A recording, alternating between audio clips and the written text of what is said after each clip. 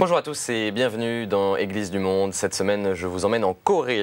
La Corée, vous le savez, le pays est divisé en deux depuis la fin de la Seconde Guerre mondiale. Une dictature communiste au nord et une démocratie au sud. Mais ces dernières semaines, les deux États ont initié un rapprochement historique, rapprochement pour lequel l'Église a toujours œuvré. Une Église florissante au sud, mais pratiquement inconnue au nord. Alors quel est le visage de cette Église de Corée, ou plutôt les visages de cette Église de Corée? Décryptage avec mon invité Régis Anouilh. Bonjour. Bonjour. Vous êtes le rédacteur en chef d'Église d'Asie, l'agence d'information des missions étrangères de Paris. Mais avant de débuter la discussion, sachez que depuis plusieurs mois, le pape multiplie les appels à la réconciliation entre le Nord et le Sud où les catholiques sont de plus en plus nombreux. Explication en images. 10% des 50 millions de Sud-Coréens sont catholiques. Une proportion grandissante. En 10 ans, l'Église est passée de moins de 3 millions de fidèles à plus de 5 millions. L'Église catholique continue de grandir, alors que toutes les autres religions régressent. Habituellement, les Coréens sont favorables au catholicisme. Mais la situation en Corée du Nord n'est pas aussi simple. Le pape a rappelé que la division de la péninsule divisait aussi des familles entières. Et il a demandé aux Coréens des actions concrètes pour résoudre ce problème. Les catholiques sud-coréens prient chaque jour pour la réunification et tentent d'aider économiquement ceux du Nord. Nous envoyons de la nourriture, des vêtements, des médicaments. Par ailleurs, en Corée du Nord demeure le problème de la liberté religieuse. Selon un classement de l'organisation Open Doors, c'est dans ce pays que la liberté religieuse est le plus bafouée. Il existe une église catholique, mais seulement de nom. Une église, un bâtiment, a été construit en 1986. Pour montrer que la liberté religieuse existe en Corée du Nord, ils ont aussi construit une église protestante et des temples bouddhistes. Le pape a également demandé que les peuples les plus pauvres de Corée du Nord puissent avoir accès à l'aide humanitaire. De plus, Benoît XVI a répété plusieurs fois qu'il priait pour le peuple coréen, sans distinguer les habitants du Nord ou du Sud, séparés depuis 59 ans, mais désormais unis dans le cœur du pape. Régis Anouilh, on ne sait pas trop ce qui se passe en Corée du Nord. Le pays est verrouillé, cadenassé par le régime communiste. Comment vit un Nord-Coréen aujourd'hui?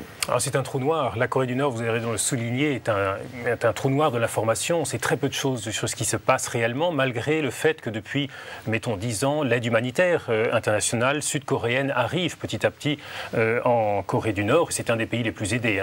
Sans cette aide humanitaire, en nourriture, le pays ne pourrait pas nourrir sa population. Mais au-delà de ce fait-là, on sait très peu de choses de la vie des Nord-Coréens.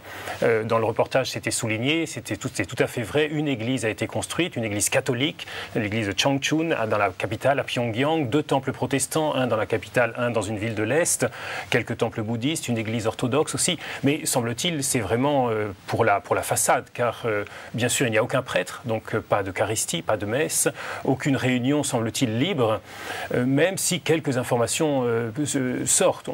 Des chiffres existent, on parle de 3000, on parle de 3000 catholiques, mais aucun moyen de le vérifier. Lorsque des dignitaires ou des prêtres étrangers sont venus en Corée du Nord et ont obtenu l'autorisation de célébrer la messe dans cette église de Changchun, il semble-t-il que les gens qui étaient là étaient toujours les mêmes, au service protestant, puis au service catholique, voire dans la pagode bouddhiste. Donc on ne sait pas effectivement très bien la réalité de cette communauté, sinon qu'elle a été totalement éradiquée, puisque avant la séparation, le Nord était effectivement relativement très catholique, et tous ces catholiques, qu'ils soient prêtres, religieuses ou simplement fidèles laïcs, ont soit fui vers le Sud, soit ont été éliminés. Il y a eu des témoignages absolument terribles sur les persécutions de ce début des années 50, et après les années 50, après ces persécutions, quasiment aucune information sur la vie de ces communautés.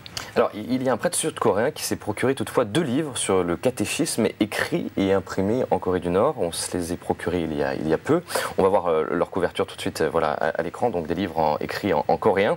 On en apprend plus sur la foi de ces Nord-Coréens. C'est un témoignage tout à fait intéressant. Alors, ce sont des livres, on ne sait pas quand ils ont été publiés, il n'y a pas de date, on ne sait pas combien d'exemplaires ils ont été tirés, par quelle maison d'édition, etc. Mais voilà, il y en a un qui s'appelle Apprendre le catholicisme, et ils sont manifestement destinés aux catéchumènes. Donc cela voudrait dire qu'il y a des adultes qui se convertissent ou qui demandent le baptême.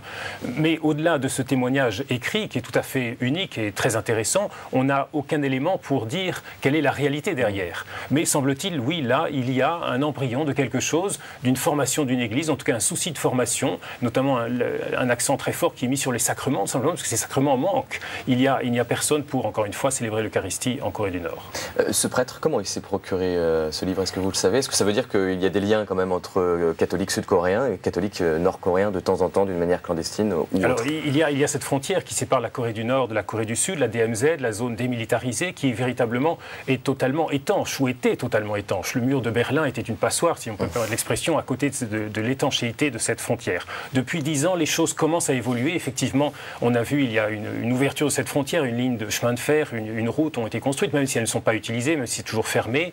Mais donc les communications se développent petit à petit. Et plus entre la Corée du Nord que la Corée du Sud, via la Chine qui partage une grande frontière avec la Corée du Nord. Et là, les Nord-Coréens qui ont faim fuient dans la partie chinoise. Et là, les informations passent, où des missionnaires sud-coréens, protestants mais aussi catholiques, passent en Corée du Nord par cette frontière chinoise. Donc il y a là des informations et c'est comme sans doute par cette frontière-là que ces livres sont parvenus en Corée du Sud. Alors, vous le disiez tout à l'heure, on parlait de l'aide humanitaire. L'Église sud-coréenne est solide et bien implantée, on le verra tout à l'heure.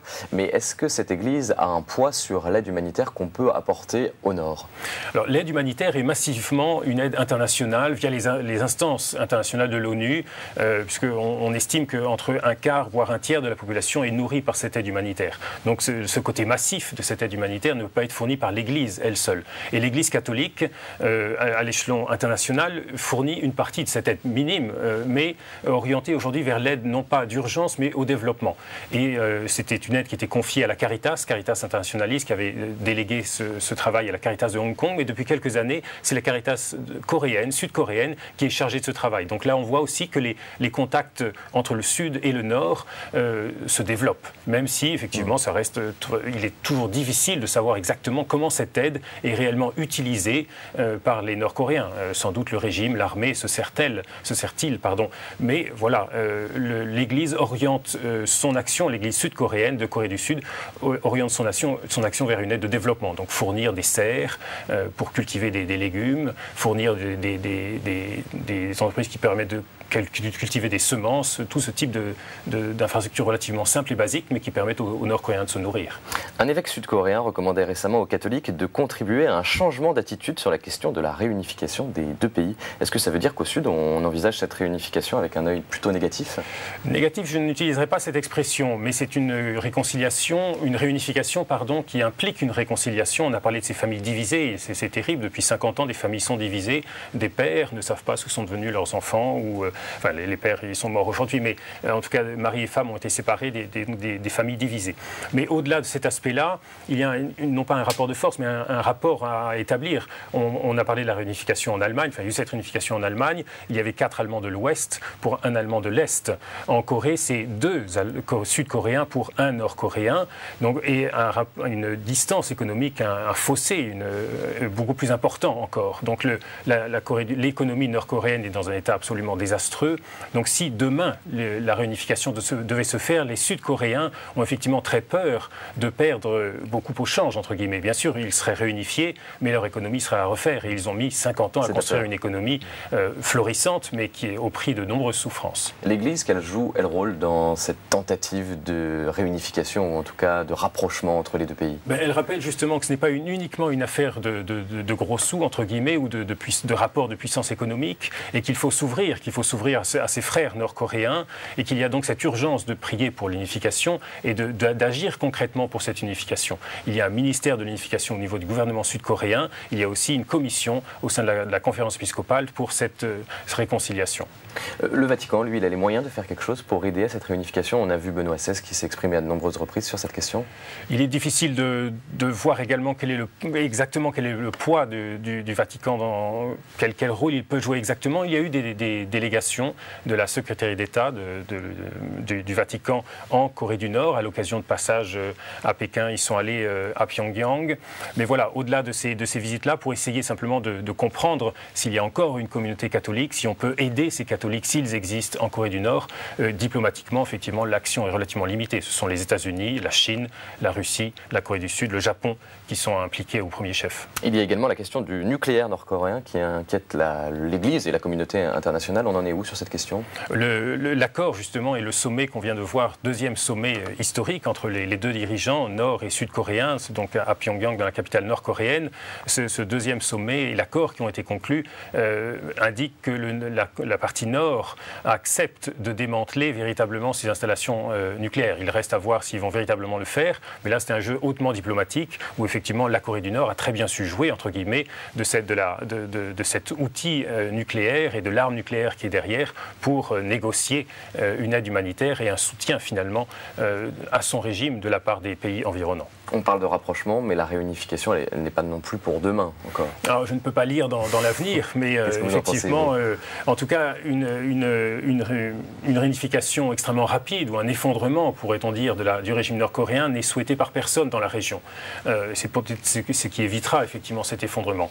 Ni la Chine, ni le Japon, pour différentes raisons, ni la Russie, ni même les États-Unis, voire même la Corée du Sud, n'ont véritablement envie que ce régime s'effondre du jour au lendemain. C'est malheureux pour les Nord-Coréens qui vivent dans une prison, mais en même temps, ils espèrent ou ils œuvrent à une évolution progressive de ce régime vers une ouverture telle qu'on a pu la voir dans des pays autrefois communistes, nominalement toujours communistes, comme la Chine ou le Vietnam, qui ont ouvert leur économie et qui ont permis à leur économie de se développer, et finalement à leurs citoyens de mieux manger, de mieux vivre. En tous les cas, si la Corée du Nord est source de beaucoup d'inquiétudes, le Sud livre de grandes satisfactions à l'Église. 10% de la population est catholique. Jean-Paul II s'y est rendu 2 fois, fait plutôt rare pour un pays asiatique. Il faut dire que cet attachement ne date pas d'hier. Exemple avec ce documentaire des missions étrangères de Paris. Il date de 1967. On en regarde un extrait étonnant. Voici l'hôpital catholique de Séoul, le plus moderne de toute la Corée.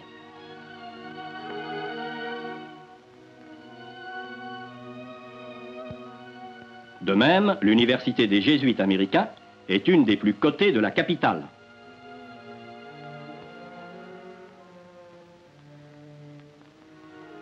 Quant à l'art religieux, voici comment les imagiers locaux, à Bonne École, nous ont immortalisé le bienheureux André Kim. Est-ce pour des réalisations de ce genre que le principal marchand de bondieuserie de Séoul s'est établi à cette enseigne?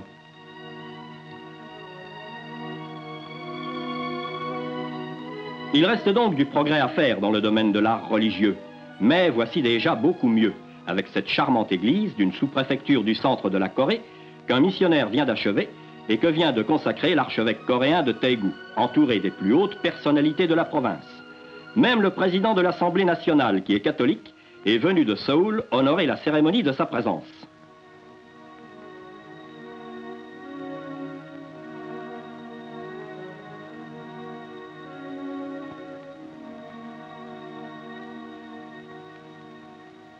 Toute la population de la ville est rassemblée, chrétiens ou non.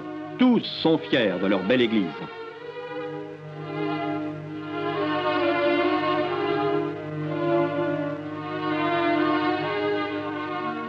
Comme la petite Corée qui a su garder son âme et faire front à tous ceux qui ont voulu l'annexer de l'extérieur ou de l'intérieur, est un signe de courage et d'espérance pour toute l'immense Asie.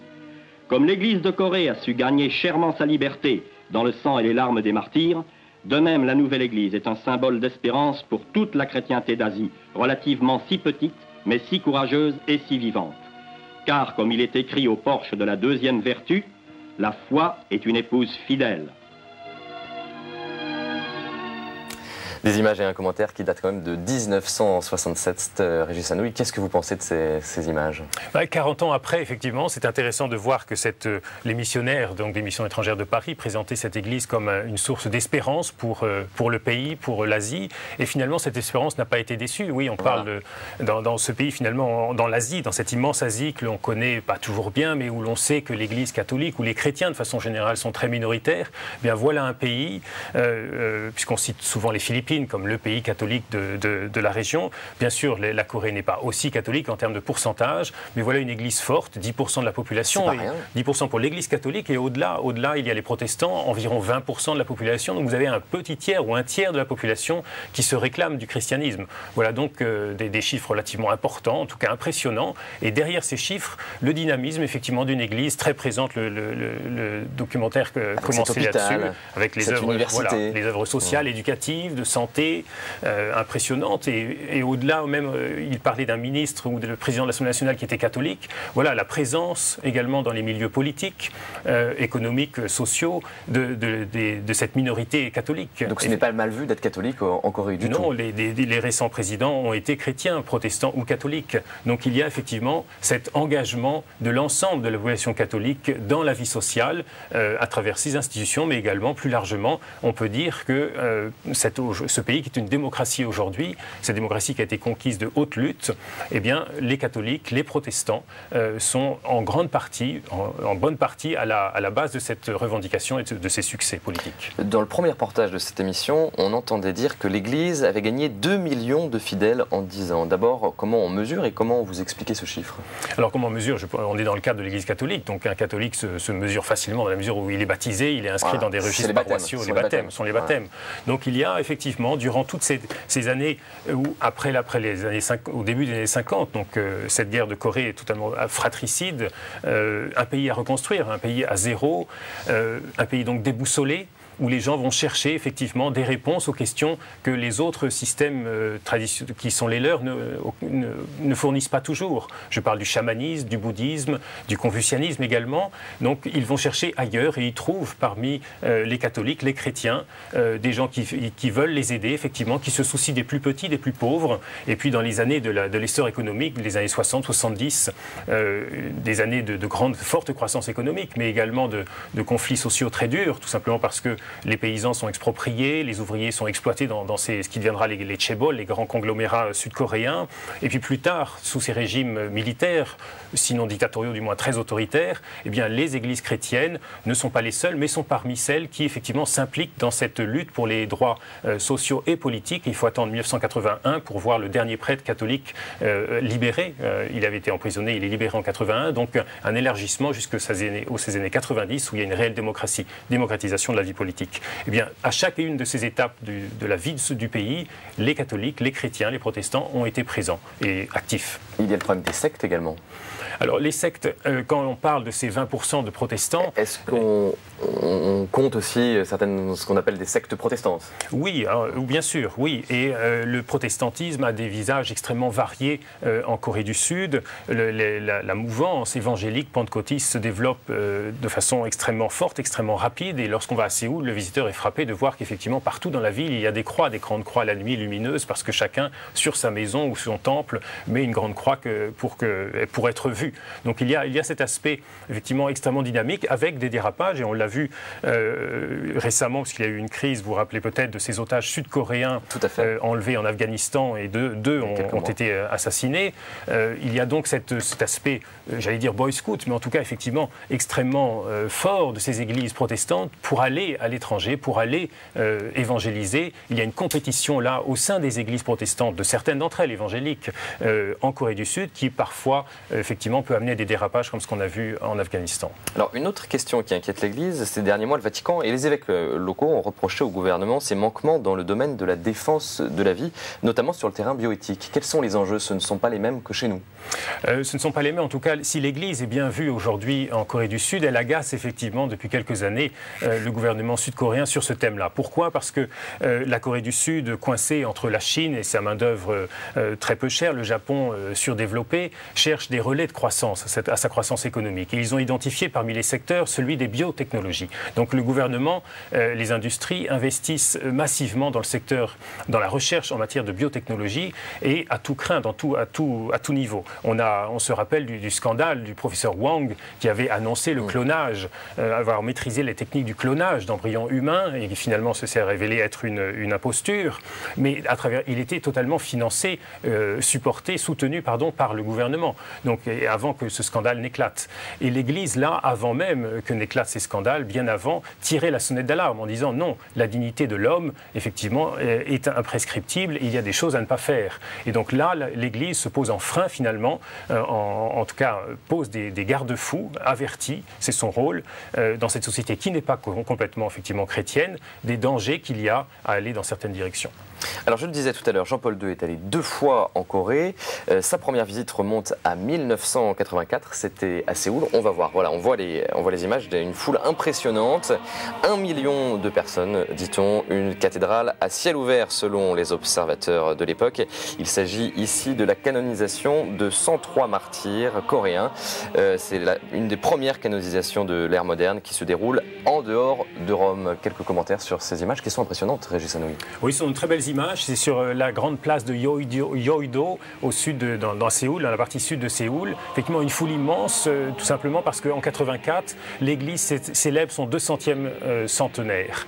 C'est 200 ans que l'Église est présente en Corée du Sud. Et là, finalement, elle s'affirme, ou en tout cas, elle s'affirme, mais en même temps qu'elle est reconnue par le pouvoir politique et la société civile. Elle affirme sa place dans la société. Donc, Jean-Paul II vient canoniser ces martyrs pour donner, effectivement, à ces catholiques sud-coréens l'honneur de porter sur les autels ceux qui ont été aux racines de leur foi chrétienne. Ces martyrs, qui sont-ils justement? Est-ce qu'on peut parler d'une église martyre en général quand on regarde l'histoire de la Corée aujourd'hui?